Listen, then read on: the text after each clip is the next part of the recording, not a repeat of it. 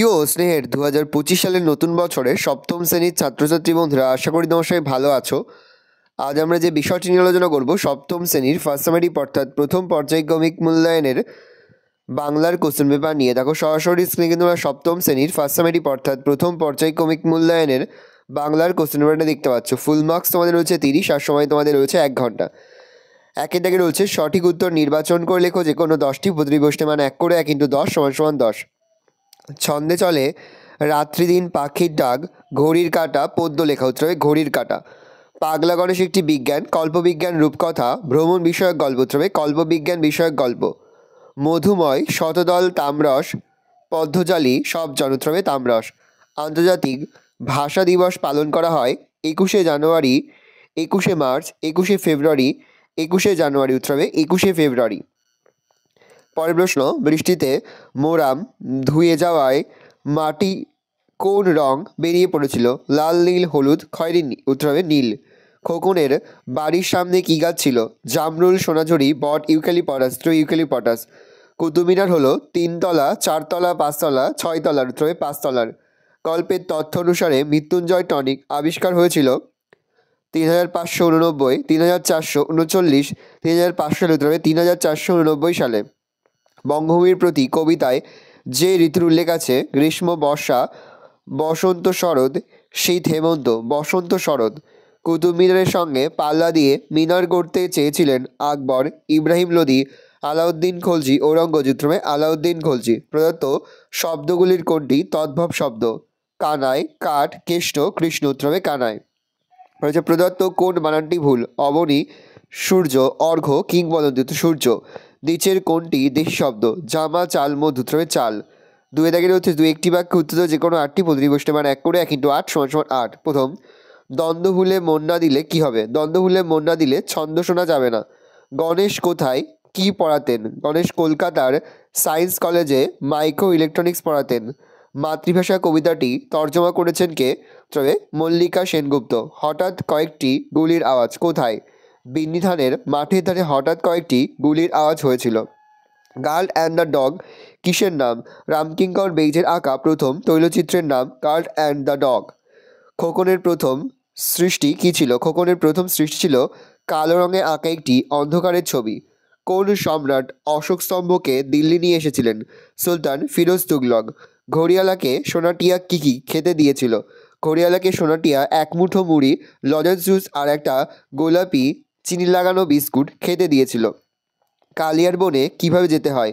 সোনাটিয়ার বাড়ি থেকে বেরিয়ে গলি, গলির পরে বড় রাস্তা, তারপর গির্জা, গির্জার পরে গোরস্থান, গোরস্থানের পরে আছে সুনীর মাঠ, মাঠের পরেই দূর থেকে দেখা যায় ঘন নীল কালিয়ার বন। পরের প্রশ্ন, মাকুকে তৈরি করতে ঘড়িয়ালার কত সময় লেগেছিল? মাকুকে তৈরি করতে ঘড়িয়ালার 17 বছর লেগেছিল।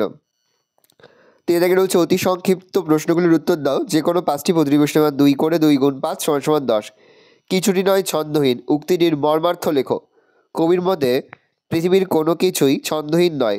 পৃথিবীতে জীবজগতের মধ্যে যেমন প্রাণের ছন্দ রয়েছে, তেমনই জড়পদার্থের মধ্যেও রয়েছে ছন্দের প্রবাহ। প্রকৃতির অঙ্গনে অবস্থানকারী সব কিছুর মধ্যেই ছন্দের প্রবাহকে লক্ষ্য করে কবি বলেছেন কিছুটি নয় ছন্দহীন। ব্যতিক্রম অবশ্য 1-8 আছে। ব্যতিক্রমী মানুষটিকে কীভাবে তিনি ব্যতিক্রমী হয়ে উঠেছিলেন? ব্যতিক্রমী মানুষটি হলেন পাগলা গণেশ। তার ব্যতিক্রমী হয়ে ওঠার কারণ তিনি সুকুমার শিল্পকে মর্যাদা দেন।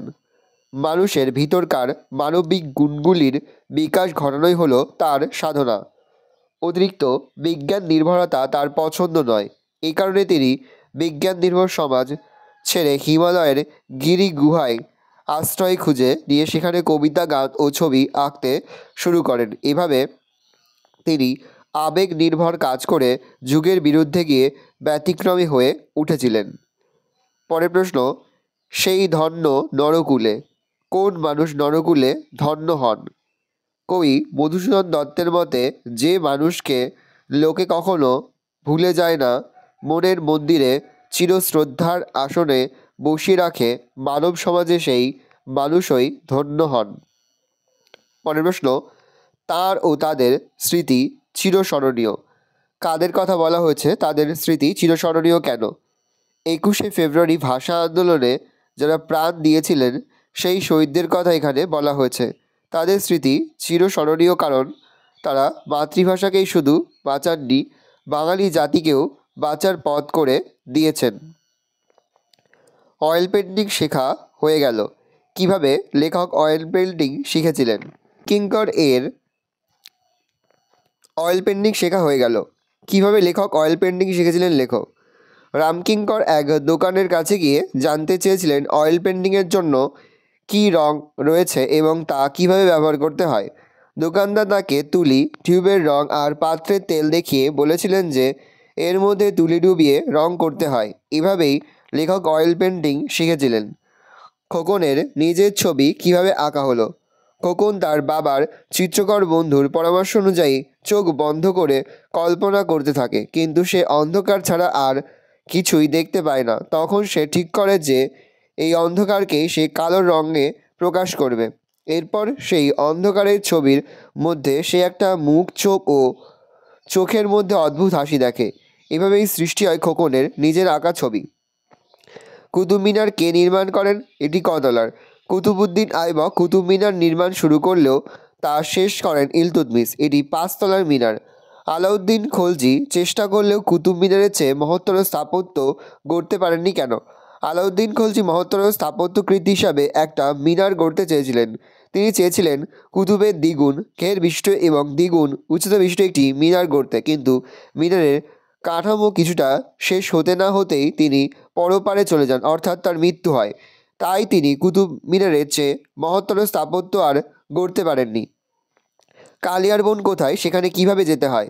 সোনার টিয়াদের বাড়ি থেকে বেরিয়ে গলি, গলির পরে বড় রাস্তা, তারপর গির্জা, গির্জার পরে গোরস্থান, গোরস্থানের পরে আছে শুশুনির মাঠ। আগে সেখানে ডাকাত পড়তো। এই মাঠের পরে দূর থেকে দেখা যায় ঘন নীল কালিয়ার বন। কালিয়ার বনে যাওয়ার জন্য গোরস্থানের পাশ দিয়ে হনহনি হেঁটে যেতে হয়। পিছন ফিরতে নেই, কেউ নাকি পিছন থেকে ডাকতেও পারে, তাই পিছনে ফিরলেই বিপদ। 4 দাগে রয়েছে নিচের যে কোনো দুটি প্রশ্নের উত্তর দেওয়া। প্রশ্নের মান 1 করে 1 × 2 = 2। তৎসম শব্দ কাকে বলে? যে সমস্ত শব্দ সংস্কৃত ভাষা থেকে অপরিবর্তিত রূপে বাংলা ভাষায় গৃহীত হয়েছে তাদের তৎসম শব্দ বলে, যেমন কন্যা, ছাত্র, জল, নদী, রাত্রি, আকাশ, বন, সিংহ, পুত্র, স্নেহ। তদ্ভব শব্দের একটি উদাহরণ দাও। তদ্ভব শব্দের একটি উদাহরণ হলো কাঠ, কাষ্ঠ থেকে কাঠ। কোনটি কোন শ্রেণীর শব্দ? লেখো। চন্দ্র, ডাক্তারখানা, ফোন। চন্দ্র তৎসম, ডাক্তারখানা মিশ্র, ফোন খণ্ডিত শব্দ। তদ্ভব শব্দের একটি অর্থ লেখো। তদ্ভব শব্দের অর্থ তার থেকে হয়েছে, অর্থাৎ তার থেকে সৃষ্টি হয়েছে। ভালো করে দেখে নাও। এই রয়েছে টোটাল তোমাদের ফার্স্ট সামেটিভ অর্থাৎ প্রথম পর্যায়ক্রমিক মূল্যায়নের 7ম শ্রেণীর বাংলার কোশ্চেন পেপার। ভালোভাবে কোশ্চেনটা দেখে নাও। আশা করি ভিডিওটা ভালো লেগেছে। ভিডিওটা ভালো লাগলে ভিডিওকে লাইক করতে ভুলবে না। আমার চ্যানেল নতুন হও লাল কালার সাবস্ক্রাইব প্রেস করে পাশে বেল আইকন প্রেস করো, যখন নতুন করে ভিডিও আপলোড করি সবার ফার্স্ট নোটিফিকেশন তোমরা পেয়ে যাও। আর এই ভিডিওটি তোমার বন্ধু বান্ধবী আত্মীয়স্বজন সবার মধ্যে কিন্তু অনেক শেয়ার করে, যারা বছর 7ম শ্রেণীতে পড়ছে। আমরা কিন্তু ইতিমধ্যে 7ম শ্রেণীর প্রতিটি বিষয়ে সিলেবাস, প্রশ্নকার এবং নমুনা প্রশ্নপত্র কিন্তু আপলোড করে দেবো। এখনও পর্যন্ত সেই ভিডিওগুলো না দেখে থাকো, ভিডিওগুলো কিন্তু তাড়াতাড়ি দেখে নাও। তোমাদের সকলকে জানাই আগাম পরীক্ষার অনেক শুভেচ্ছা এবং অভিনন্দন। কোনো প্রশ্নের উত্তর লিখতে বা বুঝতে যদি কোনো রকম অসুবিধা হয় তাহলে কিন্তু নির্দ্বিধায় কমেন্ট সেকশনে কমেন্ট করে জানাতে একদমই ভুলবে না। আশা করা যায় প্রতি বছর নয় এই বছরও তোমরা আমাদের সাজেশন অংশ থেকে সমস্ত প্রশ্নই কিন্তু কমেন্ট পেয়ে যাবে। সেহেতু আজ আমরা যে প্রশ্ন উত্তরগুলি নিয়ে আলোচনা করলাম প্রতিটি প্রশ্ন উত্তরই তোমাদের খাতাতে লিখে তোমরা কিন্তু মুখস্থ করে ফেলবে।